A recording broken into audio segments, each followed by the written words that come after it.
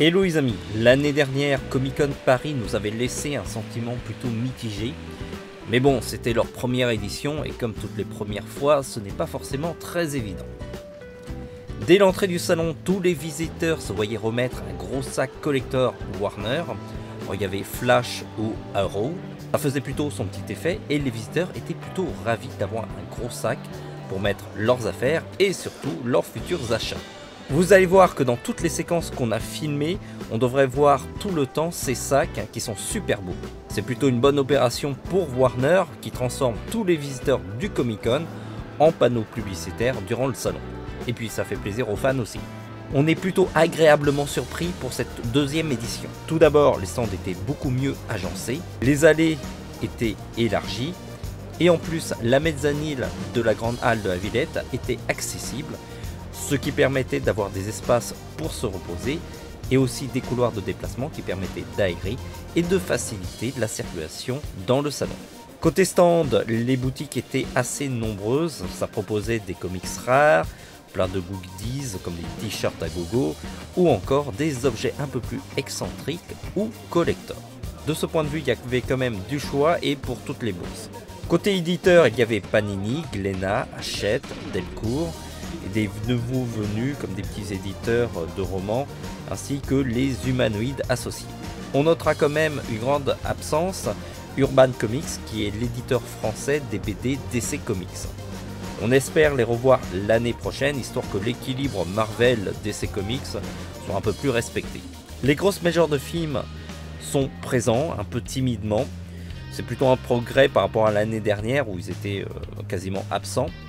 On a droit à des expos Harry Potter, World of Warcraft, le film, ainsi que des séries TV DC Comics. Il y avait de nombreuses projections exclusives de films comme Premier Contact, Ares, Saucisse Party, Doctor Strange le dimanche, ainsi que les séries télé de Warner comme Flash ou Arrow.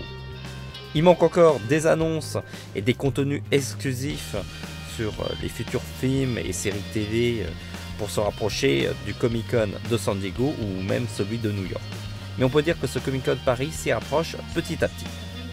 Alors, Comic Con Paris, c'est aussi des invités, des masterclass.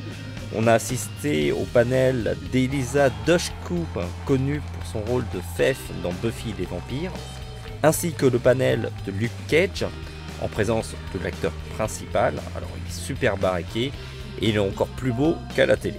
Certaines masterclass et conférences dévoilaient des informations exclusives comme pour les prochains films de Star Wars ou encore pour le film Valérian.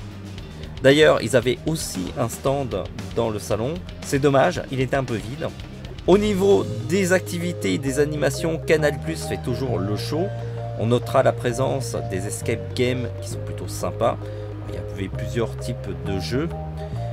On en a essayé un, ça consistait à retrouver un microfilm ultra secret. Alors c'était plutôt drôle de déchiffrer des nombreuses énigmes et de fouiller dans une pièce toute noire. Si vous ne connaissez pas, c'est à essayer. La société Partouche proposait une expérience VR de montagne russe et Sony était aussi présent par le biais de Warner avec une expérience VR toujours de Batman. Et bien sûr, on ne pouvait pas oublier le coussin péteur géant Aventure Time. Cette deuxième édition de Comic Con Paris corrige une grosse partie des lacunes de la première édition. Et pour cela, on peut leur dire chapeau. Le salon n'est pas encore parfait, il y a un certain équilibre encore à avoir dans la programmation et les activités pour pouvoir toucher plus de monde, comme par exemple proposer des espaces de gaming. Ce n'est pas évident parce que une semaine plus tard, c'est le Paris Game Week. Sinon, on aimerait un peu plus de contenu exclusif pour le Comic Con Paris, comme des trailers ou des extraits inédits des futurs blockbusters. En tout cas, on peut dire que le salon est sur une bonne évolution, même si le contenu n'est pas encore assez dense pour pouvoir tenir les visiteurs au-delà d'une journée. Ça fera partie des points améliorés l'année prochaine. Au moment où cette vidéo sera publiée, on sera samedi, et donc vous pouvez encore aller au Comic Con Paris le dimanche, surtout qu'ils vont projeter en avant-première le Doctor Strange, qui est vraiment excellent. Si vous tardez, il faudra attendre l'année prochaine pour revoir le salon revenir, qui, on l'espère, sera l'édition de la maturité. On termine notre vidéo en remerciant les stands et les visiteurs qui ont été super gentils avec nous. Comme toujours, vous êtes top. On se dit à très vite pour d'autres reportages.